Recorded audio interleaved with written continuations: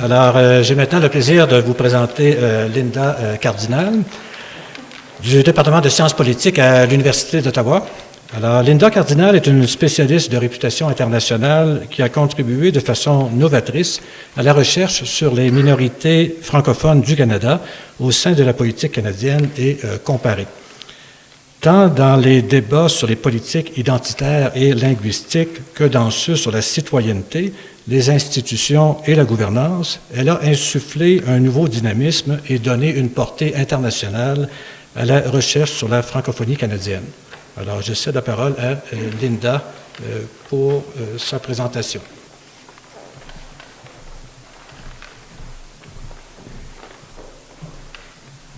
Merci beaucoup, Simon. Professor Anthony, do you have patients with chronic back pain?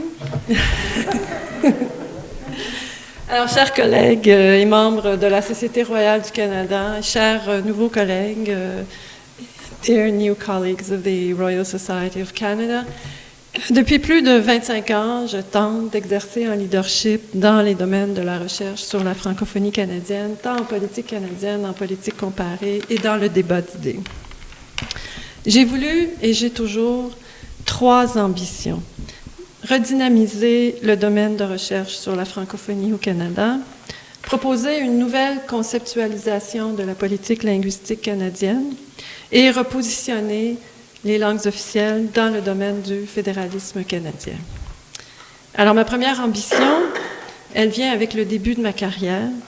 J'ai commencé ma carrière universitaire en plein débat constitutionnel canadien. Et évidemment, je n'ai pas hésité à me positionner dans ce débat en mettant de l'avant la situation des minorités francophones du Canada. Ce fut un moment formateur au plan intellectuel, un moment qui a marqué, est-ce que vous m'entendez bien? Un moment qui a marqué tout le reste de ma carrière. Héritière aussi d'une époque où comprendre devait signifier changer le monde, j'ai voulu, à partir de mes propres travaux sur les minorités francophones, contribuer à élargir l'espace de débat au Canada sur les enjeux identitaires et en politique comparée, afin d'y inclure toute la problématique de la francophonie canadienne et aussi afin de mieux comprendre et de se poser la question à quel type de droits ces minorités avaient-elles droit. À l'époque, ces questions ne faisaient pas beaucoup l'objet de discussions, ni même de débats en sciences sociales et en sciences politiques, et même en sociologie, où j'ai en fait commencé ma carrière. Mais cet intérêt que j'avais pour la francophonie canadienne m'a permis de mettre au défi les conceptions traditionnelles que nous avions de la situation des minorités francophones de l'extérieur du Québec, comme des minorités moribondes. J'ai ainsi proposé de conceptualiser ces minorités comme des acteurs politiques et constitutionnels et non uniquement comme des minorités en voie de disparition. Héritière de Raymond Breton, qui a souligné l'importance pour les minorités francophones du Canada de contrôler leurs propres institutions, comme en témoigne d'ailleurs son témoignage dans la cause contre la fermeture de l'hôpital Montfort à Ottawa, j'ai, pour ma part, tenté de montrer que les minorités francophones du Canada avaient aussi un droit à la complétude institutionnelle. Un droit qui, pour moi, est l'équivalent du droit à l'autodétermination pour le Québec ou du droit à la non-discrimination pour les minorités ethniques. Ma deuxième ambition, c'était de proposer une nouvelle conceptualisation de la politique linguistique canadienne. Alors, je pense que j'ai en quelque part réussi à redynamiser ce champ qui est le champ de la francophonie canadienne. Je crois que j'ai réussi dans la mesure où j'ai réussi à attirer une foule d'étudiants qui aujourd'hui font des maîtrises et des doctorats sur ce domaine, et aussi parce qu'on a réussi à créer un programme d'études en francophonie à l'Université d'Ottawa.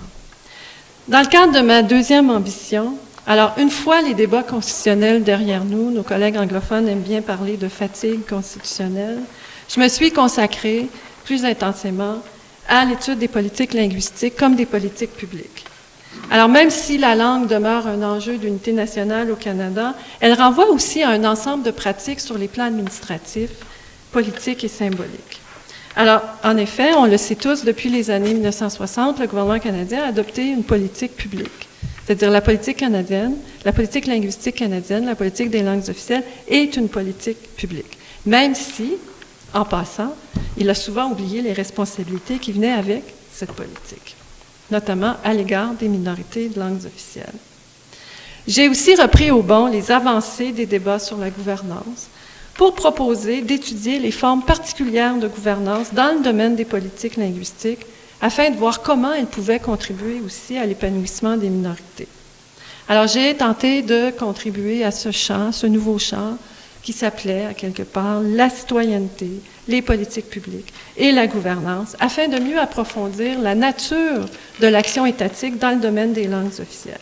Ce qui m'a amené à systématiser différents aspects du débat linguistique canadien grâce aux concepts que j'ai mis de l'avant, comme ceux de gouvernance linguistique et de régime linguistique.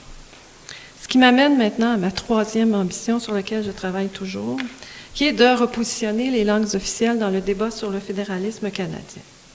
Dans le contexte de la chaire de recherche qui me fut octroyée en 2004 sur la francophonie et les politiques publiques, j'ai tenté d'innover sur le plan conceptuel en étudiant les différentes dimensions d'un régime linguistique, tant au Canada qu'à l'étranger. Un régime linguistique, c'est une façon de gouverner les langues. C'est une façon d'aménager les rapports de force entre les groupes linguistiques. Tous les pays ont des régimes linguistiques. Le Canada en a plusieurs, le Canada en a 13, et on a aussi quand même des régimes linguistiques dans un pays comme la France, au Royaume-Uni, en Australie, aux États-Unis. Donc, nous en avons 13, et dans les 13 cas, je me suis intéressée aux dimensions institutionnelles du régime linguistique canadien, néo-brunswickois et ontarien. Je me suis consacrée à l'étude des rapports de gouvernance entre les gouvernements et les minorités francophones. J'ai étudié une foule de pratiques potentiellement innovantes dans le domaine de la gouvernance en milieu minoritaire francophone afin de mieux comprendre et documenter les formes de participation et de représentation favorables à l'épanouissement de ces minorités. Parmi mes multiples projets, j'ai étudié la gouvernance du Centre national de formation en santé, la coalition des intervenants et intervenantes francophones en justice de l'Ontario, toute la problématique de l'offre active de services en français au sein du gouvernement ontarien, la représentation politique des francophones dans les institutions du Parlement canadien et notamment du Sénat. J'ai montré comment, depuis presque 20 ans, les minorités francophones participent à toutes sortes d'instances de gouvernance dans le domaine de la politique linguistique afin d'influencer la prise de décision et de voir à leur développement. L'étude de ces nouvelles formes de participation des minorités francophones à la gouvernance linguistique me permet aujourd'hui de postuler la possibilité de voir dans le fédéralisme une certaine évolution à l'égard des langues officielles. En effet, la participation des minorités francophones à de nouvelles instances de gouvernance au sein de la gouvernance linguistique canadienne montre d'une part qu'elles sont toujours en relation avec différents types d'acteurs étatiques, et donc qu'elles ne peuvent penser leur autonomie autrement que dans leur relation avec l'État canadien. D'autre part, le contexte du fédéralisme canadien, les rapports de gouvernance entre le gouvernement canadien, les gouvernements provinciaux et les minorités francophones invitent à penser à la possibilité d'un fédéralisme d'interdépendance qui se démarquerait du fédéralisme classique fondé sur le partage des compétences ou du fédéralisme fonctionnel davantage préoccupé par l'État-nation canadien que les ordres du gouvernement.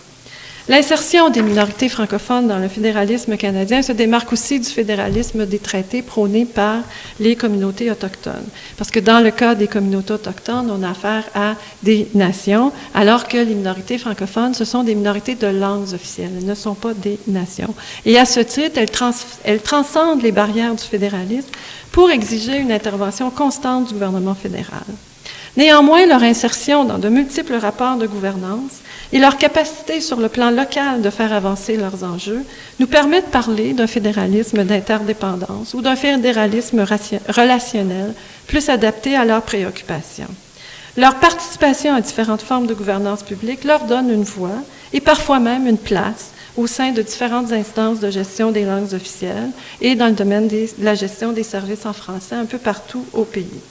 Ces instances mettent en lien les acteurs fédéraux, provinciaux, locaux, communautaires, dont l'objectif est de favoriser l'épanouissement de ces minorités.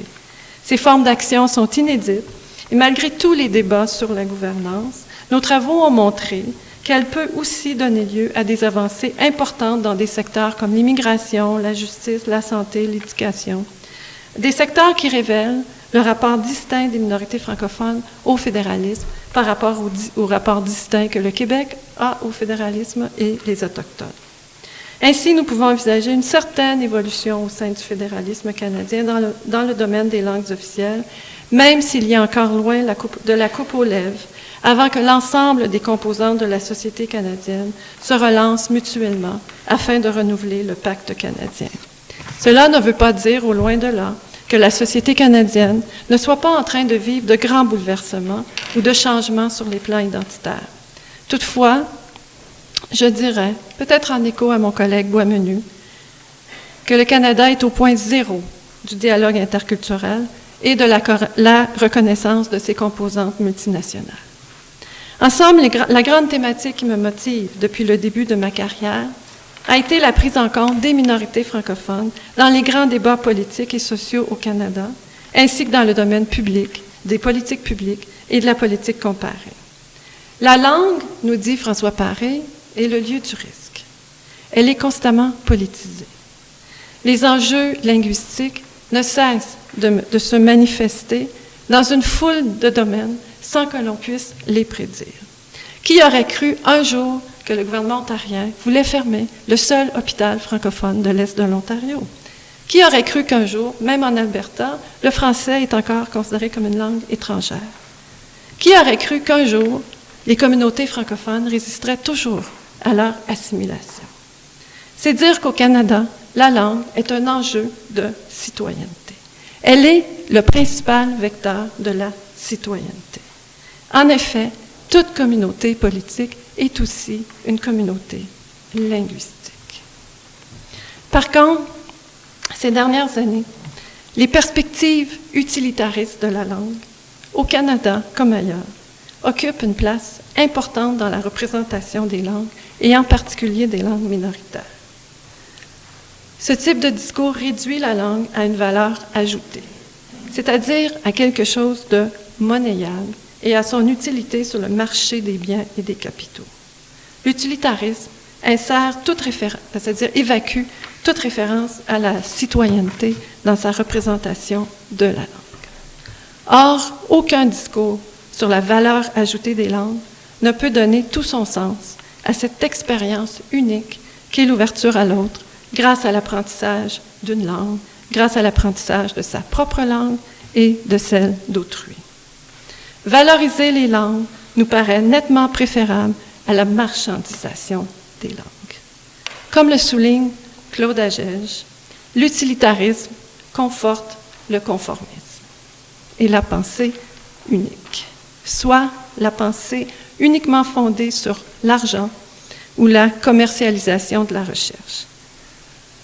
À supposer que cela puisse encore s'appeler une pensée. Merci.